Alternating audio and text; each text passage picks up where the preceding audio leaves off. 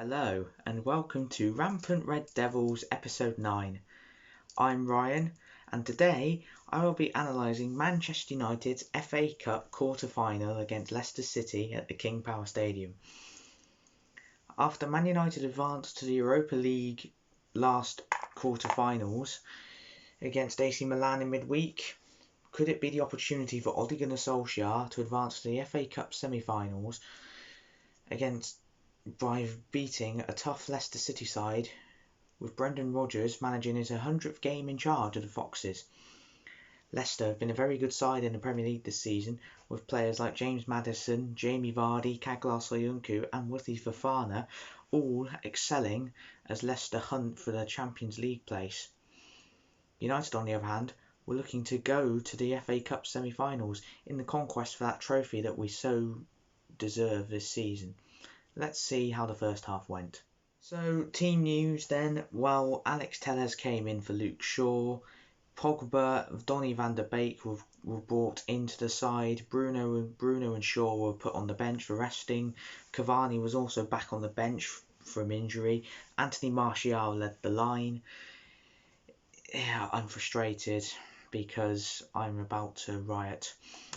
So, first half, Leicester looked dominant. We weren't really creating any chances, and then we conceded the first goal. Fred trying to play it out from the back. Why are we still playing out the back against teams that like to press? I don't know. Maguire, who probably could have played the ball out to Telles, who was unmarked, decides to play the ball infield to Fred, who has 3 Leicester players surrounding him. He tries to play a back pass back to Henderson, but he plays it straight into the path of Iheanacho, who rounds a stranded Henderson and slots it into the back of the net for 1-0 Leicester. It was a shocking goal to concede. I don't know what Fred was thinking. I don't know what Maguire was thinking. It was just a bad goal all around. Donny van der Beek, who has struggled to hit the ground running since his £34 million move from Ajax, struggled. Paul Pogba didn't really get involved into the game, but, however, it was his contribution down the left with Alex Telles that led to Man United's equaliser. He received the ball from Telles and was able to get across into the box, which Donny van der Beek beautifully dummied for Mason Greenwood to be able to slot in his fifth goal of the season to level the tie. It was a well-worked goal for United, and it was a goal we had deserved, despite the shocking setback of conceding first. So we go in at the break 1-1 at half-time, with hopefully going to dominate the second half. But hopefully Fred will get taken off at half-time because he's been very poor. He was very poor that first half, losing the ball, basically assisted Leicester's goal. It was just a terrible half from him. Hopefully he was taken off. Let's see how the second half went. So second half, there's no changes. Fred and Matic are getting bullied in the midfield by Tielemans and Ndidi. Far better midfield players than what we have currently, and Leicester take the lead again in the 56th minute. Tielemans plays a nice 1-2 with Mark Albrighton. Matic, who is marking him, decides to lose Tielemans, who is able to pick up the 1-2, and Matic and Fred, who are the defensive midfielders for today's game, decide to jog. Yes, you heard me correctly. They jog alongside Youri Tielemans about 30 yards away from goal, with both Maguire and Lindelof backing off, and he's just allowed to shoot, and it's a great strike into the bottom corner. Henderson had no chance. 2-1 Leicester. What are you doing, Matic and Fred? You're terrible. You're absolutely terrible. Matic, I've said for a while now, is past it. Yes, he was a serial winner in the past with the likes of Chelsea, Benfica, etc. But he's too slow. Far too slow. He's very similar to the goal that we conceded when Everton beat us 4-0 a few seasons ago, when he let Sigurdsson run off him and Sigurdsson scored into the bottom corner to make it 2-0. Exact same scenario, except Fred, who's already had a dodgy and shocking first half, also copies Matic and decides to jog next to Tielemans, who's probably one of the best midfielders in the Premier League. What are you doing? Close him down. Or even still, Tackle him. Win the ball back. Show some fight and passion. It was just terrible. It was another shocking goal to concede. And we were 2-1 down. And there was looking like there was no way back. Anyway, Ollie, surprisingly, 61st minute, made 4 changes. He took off Van der Beek, Pogba, Telles and Matic. Cavani, Bruno, Shaw and McTominay came on. You'd think we tried to create chances after that. Fred, however, stayed on. I don't know what the thinking was behind that. I don't know why he took Pogba off when Pogba should have moved into the midfield with McTominay. And it's just, I don't know. And then set piece, McTominay concedes a free kick, which he didn't really need to. Cross comes in. Kelechi Iheanacho, who's already scored today and used to play for Man City. McTominay, who's supposed to be marking him, is not even looking at where Iheanacho's positioning is. McTominay goes to jump to head the ball away. He misses the ball. Iheanacho has a free header at the back post and he heads it in for 3-1.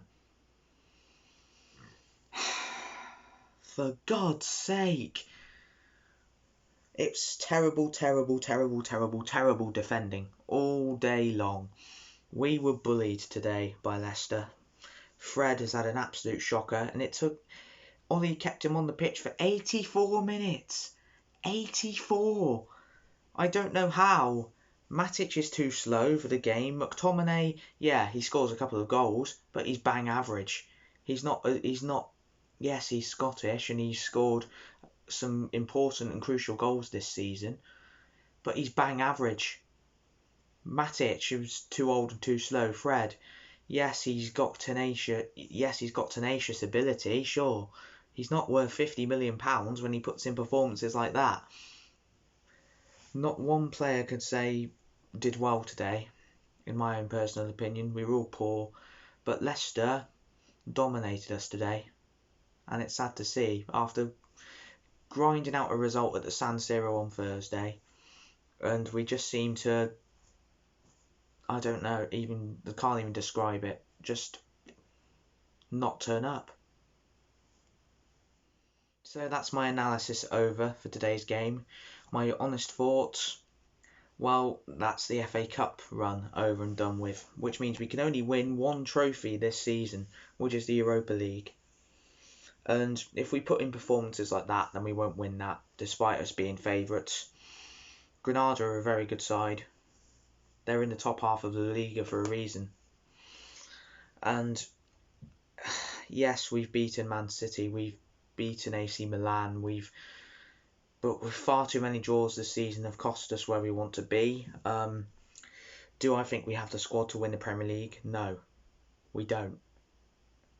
If you look at Man City's squad depth, Liverpool's even, they have far better players than what we do. I'd say, realistically, the only players that I think are good enough to win the Premier League in our side are probably Henderson, Wan-Bissaka, Fernandes, Shaw, Pogba, Greenwood, Rashford, Cavani. That's 8 players out of a whole squad that I think are capable of winning the Premier League title. The rest are just not good enough. I think we need a new defensive midfielder in the summer. Matic has to go in the summer. He's just not good enough. Fred, if he continues playing like that, he can go as well. It's just, we have to, and thing is, right, Ole Gunnar Solskjaer saying that league position is more important than trophies.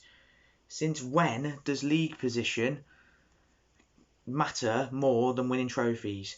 We are Manchester United, the most successful club in English football in terms of Premier League titles. We've won 20 Premier League titles, 2 Champions Leagues, God knows how many FA Cups. We are the most successful club in England. Yes, Liverpool have won more Champions Leagues than us, but we are the most successful club in England. We should not be settling for Champions League places and finishing second when we're probably going to be 14, maybe even 17 or 20 points behind Man City. It's not good enough. And if, Ollie, yeah, you've bottled 4 semi-finals since you've been manager. 4 semi-finals. You've bottled another cup run today. I'm starting to doubt if you're actually going to win the Europa League. Because if you play like that when you come up against teams like Granada, then we're just going to get rolled over. This is the most passionate rant I've had, but I'm not going to sit back and say that I like that performance. I'm not going to. We're the most successful club in England, and we should not be settling for mediocrity any longer. Yes, things have been tough since Sir Alex Ferguson left, and we haven't won a trophy since the Europa League final in 2017 when Mourinho was in charge. We need to get the Glazers out because they're not going to spend money, and they're just money bags. All they care about is money. They're happy to settle for mediocrity in Champions League places when we should be going for the Premier League title. We've fallen so far behind, it's unreal. We've become the Arsenal and Tottenham of the modern day. Have some good players like Bruno, Rashford, Greenwood, etc. settle for mediocrity in trying to claim Champions League football and just become the laughingstock of what we used to be, the dominant side in English football, where teams would actually come to Old Trafford and fear us. I mean, far gone are the days where we had the likes of Rooney, Ronaldo, Tevez, Giggs, Berbatov, Scholes, Ferdinand, Vidic. We don't have it anymore. We just don't. We haven't been like that, and I think I have a really bad feeling that we're gonna end up like the Liverpool in the modern day age, where we have to wait 30 years for our next Premier League title. Unless if you bring in the best players that are available in the summer, if you actually want to be successful, you have to sign players.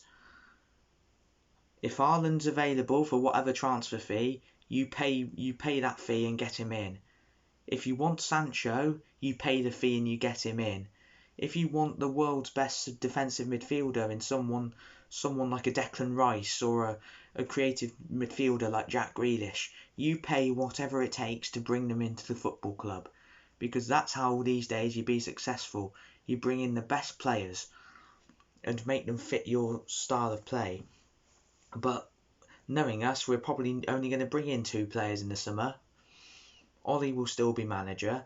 Now, I'm no way critical of Ollie, but if he's happy finishing in the Champions League places with no trophies every season, then he needs to leave. It's as simple as that. You can all be smiley and jokey about giving the youngsters a chance, or potentially missing out on Champions League football and not winning any trophies and being 20 odd points behind Man City and saying that's progress. But when you're coming out with quotes like league position is more important than trophies, then you don't deserve to be manager of the best football club in England. You just don't. Rant over. Thank you very much for listening. I won't be back. Man United's next game is against Brighton on the 4th of April after the international break, as England have 3 World Cup qualifiers. So it will be nice to take a break from the club football, try and get over the performance that I've just witnessed, see how England do over the 3 international games against San Marino, Poland and Albania, and go again.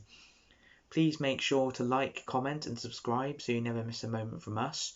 And please make sure to check out Jack's Total Tottenham series and Nathan's Scouting Saints series. Links will be in the description.